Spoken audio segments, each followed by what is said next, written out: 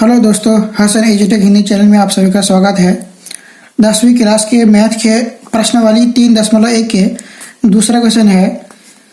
Cricket team के एक coach ने 3,900 रुपये में 3 बल्ले तथा 6 गेंदें खरीदी। बाद में उसने एक और बल्ला तथा उसी प्रकार की 3 गेंदें 1,300 रुपये में खरीदी। इस स्थिति को बीजगणितीय तथा ज्यामितीय रूप में व्यक्त कीजिए। मतलब क्वेश्चन में बोल रहा है कि उसका समीकरण लिखो और उसको ग्राफ में लिखो, ग्राफ में व्यक्त करो। तो चलिए हल करते हैं।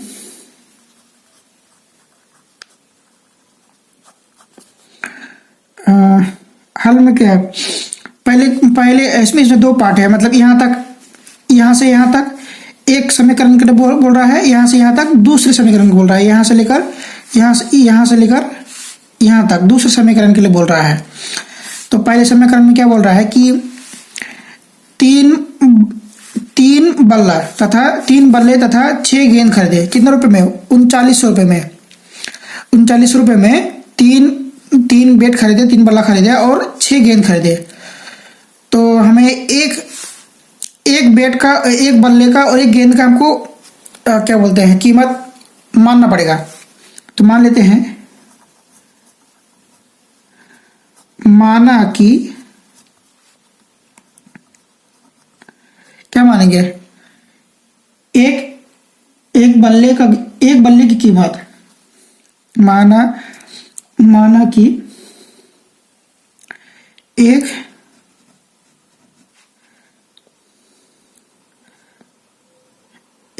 एक बल्ला की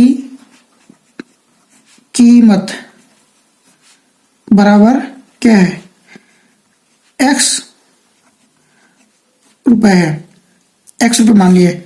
और एक गेंद की कीमत मान लेते हैं, एक गेंद की कीमत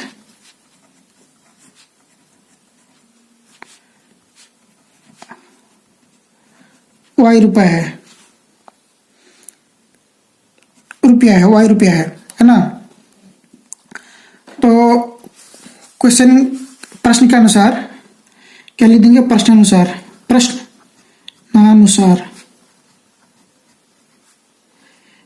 ज़्यादा लैंग्वेज लिखने का जरूरत नहीं। ज़्यादा लैंग्वेज लिखोगे तो एग्जामिनर भी बोलेगा कि कितना लिख दिया है, उसको भी चेक करना है कम टाइम में, है कि नहीं, कम टाइम में उसको भी चेक करना है। तो पहले क्या बोल रहा है, 3 बल्ले खरीदा। जैसे एक बल्ला का कीमत अगर कोई बोलता है तो समझ में आता है। यहाँ पे 3 बल्ला का कीमत बोल रहा है, तो एक बल्ला का कीमत को 3 से गुना कर देंगे तो 3 बल्ला का हो जाएगा। और उसमें एक गेंद का कीमत के बारे में नहीं बोल रहा है, बोल रहा है कि 6 गेंद खरीदे। तो हमें एक गेंद का पता है तो 6 गेंद का भी पता हो जाएगा। तो यहाँ पे बल्ले का, पहले 3 बल्ला है, एक बल्ले का कीमत है x रुपये, 3 बल्ले का कीमत कितना हो जाएगा, 3x रुपये। फिर और क्या गेंद है, एक गेंद का कीमत है y रुपये। इसी तरह 6 गेंद लिया है तो 6 से गुना कर देंगे, 6 गेंद का हो गया। अब बोला कि दोनों खरीदे, दोनों मिला के कितना हुए, 39 रुपये, 3,900 रुपये। ये समीकरण 1 माना, समीकरण 1 है। अच्छा, फिर दूसरे क्वेश्चन में क्या बोल रहा है, इसमें और लिख देते हैं, और इसको और छोटा कर सकते हैं। यहाँ से तीन अगर मैं 3 से भाग दूँ तो 3 से भी भाग दे सकते हैं। इन दोनों में से 3 निकाल लेंगे तो 3 को मान लेंगे तो क्या हो जाएगा, x प्लस 2y बराबर 3900। इसको भी काट देते हैं तो क्या हो जाएगा, x प्लस 2y बराबर क्या हो जाएगा, इस 3 को इधर लेकर आएंगे तो क्या हो जाएगा, 3900 भागा 3, 3 एकम 3, 3 3 9, तो हो जाएगा 1300। x प्लस 2y बराबर कितना हो जाएगा, 1300। इतना ही होगा। इसको समीकरण 1 मान लेते हैं। अच्छा, कट गया। इसको समीकरण 1 मान लेते हैं। मैंने कुछ नहीं किया, इन दोनों में से 3 कॉमन आ रहा था, 3 कॉमन ले लिया, फिर 3 को क्योंकि इसमें गुना में है, बराबर के इधर आएगा तो भाग में आएगा, भाग में ला दिए, बटा में ला दिए, फिर ऊपर नीचे मैंने काट दिया, जो बचा उसको रख दिए। तो सेम इतना ही। फिर दूसरा और क्या बोल रहा है, ये तो पहला समीकरण दिया है, दूसरा समीकरण के बारे में बोल रहा है। क्या बोल रहा है कि बाद में उसने एक बल्ला खरीदा, पहले 3 बल्ले खरीदे थे, इसमें एक और बल्ला खरीदा, एक बल्ला खरीदा और उसी प्रकार के 3 गेंद खरीदे, मतलब एक बल्ला और 3 गेंदे। एक बल्ला बोले तो बल्ला का कीमत क्या है, x है, तो एक बल्ला प्लस और गेंदे 3 गेंदे खरीदे ना, तो एक गेंद का कीमत है y रुपए, तो 3 गेंद का हो जाएगा, 3 से गुना कर देंगे, 3 गेंद का हो गए। दोनों मिला के खरीदे कितने रुपए में, 1300 रुपए में, 1300 रुपए में। इसको समीकरण 2 मान लेते हैं, ठीक है, ये समीकरण 2 मान लेते हैं। लेकिन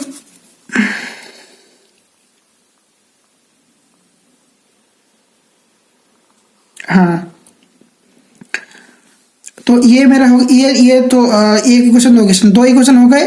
ये दोनों इक्वेशन मिलाकर क्या बोल रहा है, ये एक क्या बीजगणितीय एक्सप्रेशन है, बीजगणितीय रूपांतरण है कि नहीं। तो ये पहला पार्ट हो गया। दूसरा पार्ट क्या बोला, ज्यामितीय रूप में व्यक्त कीजिए।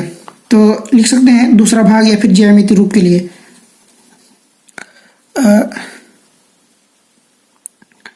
ज्यामितीय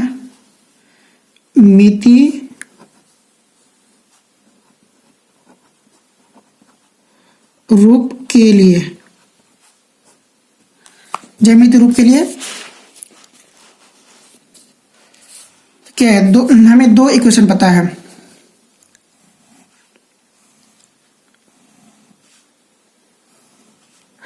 इसको 2 से अच्छा 3 कर लेते हैं।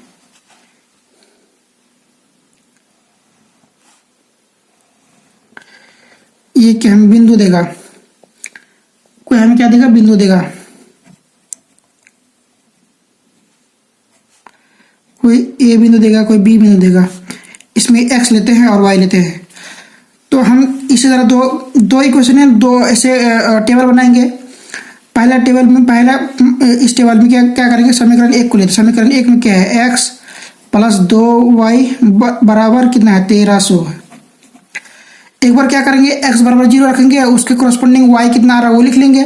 फिर अगली बार y बराबर 0 रखेंगे, उसके करस्पॉन्डिंग x कितना आ रहा है वो लिख लेंगे, है कि नहीं।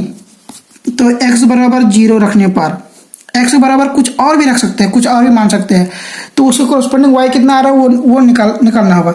तो सबसे आसान तरीका x बराबर 0 रखो, फिर y बराबर 0 रखो। अगले बार में बेस्ट यही है, x बराबर 0 रखेंगे तो क्या हो जाएगा, x बराबर 0 हो गया, तो y बराबर क्या हो जाएगा, x बराबर 0 प्लस 2y बराबर 1300। तो y बराबर क्या हो जाएगा, 2 गुना में है, इधर जाएगा तो भागा हो जाएगा। 1300 को 2 से भाग देंगे क्या हो जाएगा, 6 दूनी 12, 650, 6 दूनी 1200, 650। तो x बराबर 0 रखने पर y बराबर कितना आया मेरा, 650 आया। फिर इस बार क्या करेंगे, y बराबर 0 रखेंगे। जैसे y बराबर 0 रखेंगे इस वाले समीकरण में, तो क्या आएगा, यहाँ पे y बराबर 0 तो y को छोड़ दो, x बराबर 1300 बच जाएगा। ये एक समीकरण के लिए हो गया। दूसरा समीकरण के लिए करते हैं।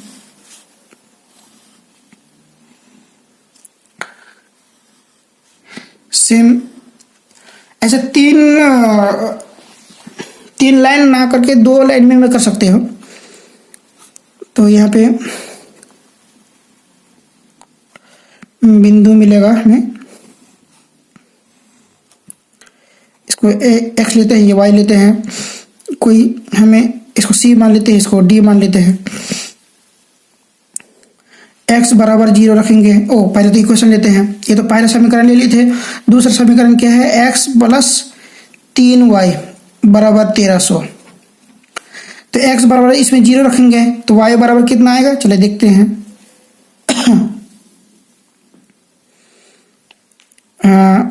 x बराबर 0 रखे, प्लस x बराबर 0 प्लस 3y बराबर 1300, तो y बराबर 1300 भागा 3 कितना हो जाएगा?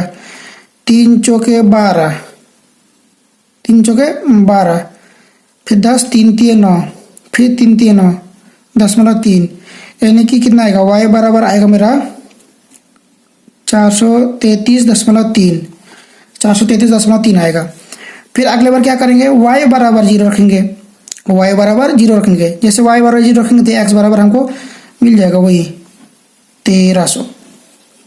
ठीक है, कोई दिक्कत? कोई दिक्कत नहीं है। अब इसे को क्या करेंगे?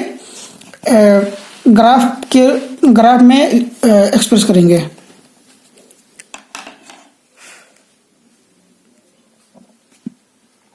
ये मेरा कोई एक्सिस है,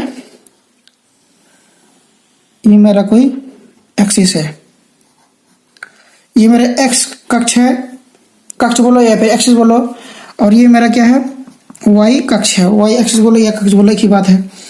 ये और ये मेरा क्या है? 0 जी है, ऑरिजिन है मेरा, क्या है? ऑरिजिन है, 0 0 है। अब पहले समीकरण के लिए देखता हूं, ये जो बिंदु है उसमें क्या है? x बराबर 0 है और y बराबर 650 है। इधर क्या है? x है, x में 0 जाने बोल रहा है, मतलब इधर कहीं नहीं जाना, ना इधर जाना है, इसी लाइन पे नहीं जाना है, यहीं पे है। और y बराबर 650, y बराबर 650, ये y है 650। चलो तो मान लेते हैं कि 650 कहीं पे ये है, मतलब कहीं पे होगा, ऐसे 2 4 ऐसे करके लोगे तो यहाँ पे आएगा 650, 650 यहाँ पे मान लो कि आ गया। तो हमें इसमें क्या है? बिंदु ए बिंदु मिल गया। हम लोग कैसे लिखते हैं? किसी बिंदु को लिखते हैं, जैसे कोई बिंदु है, बिंदु P है, तो उसमें पहला जो नंबर लिखते हैं वो x लिखते हैं, फिर कोमा देकर y लिखते हैं। जो पहला कोऑर्डिनेट है वो x लिखते हैं और दूसरा कोऑर्डिनेट y लिखते हैं। तो इसमें x क्या है? इस a बिंदु में x क्या है? 0 है, कोमा y कितना है? 650। ठीक है, अब इसी समीकरण में b बिंदु के लिए क्या बोल रहा है? x बराबर 1300। पहले वाले में x बराबर 0 था, इस बार x बराबर 1300। मान लीजिए 1300 यहाँ पे कहीं होगा, मान लेते कहीं पे यहाँ पे 1300 है, यहाँ पे 2 मान लेते हैं, 4 मान लेते हैं, 6 मान लेते हैं, ऐसा करके 1300 आएगा। तो y बराबर कितना आएगा? y बराबर 0, x बराबर 1300 और y बराबर 0, y बराबर 0, कहीं नहीं जाना है, x बराबर 1300। तो यही बिंदु मिल गया मेरा। ये क्या है? b बिंदु है। क्या है? x बराबर 1300 और y बराबर 0, ये b बिंदु मिल गया। अब इसको मिलाना होगा, तो इसको कैसे मिलाया जाए? इसको मिलाने के लिए, इन दोनों बिंदुओं को मिलाने के लिए जस्ट सीधे इन दोनों बिंदुओं को मिला दो। मिला दिए। ये हमें जो लाइन मिली, इस लाइन का जो समीकरण होगा, यहाँ पे ऊपर में लिखा वही होगा, x प्लस 2y बराबर 1300। इस समीकरण का ये लाइन है। चलिए अगले समीकरण का देखते हैं। जब x बराबर 0 लेंगे तो y बराबर कितना होगा? 733.33। x 0 y इधर 650 है तो 433 यहाँ पे कहीं होगा, 433.3 यहाँ पे होगा। तो ये क्या है? सी बिंदु है। क्या है? x बराबर 0 है और y बराबर कितना है? 433.3। और अगला बिंदु क्या है? डी बिंदु क्या है? x y बराबर 0 होगा, y बराबर 0, ऊपर नीचे नहीं आना है, y बराबर 0, x बराबर 1300, एकदम 1300, यही बिंदु मिल गया। तो मेरा डी भी यही मिल गया, x बराबर 1300 और y बराबर 0। अब हमको इसको मिला देने हैं। क्या कर देने हैं? इन दोनों बिंदुओं को मिला देने हैं।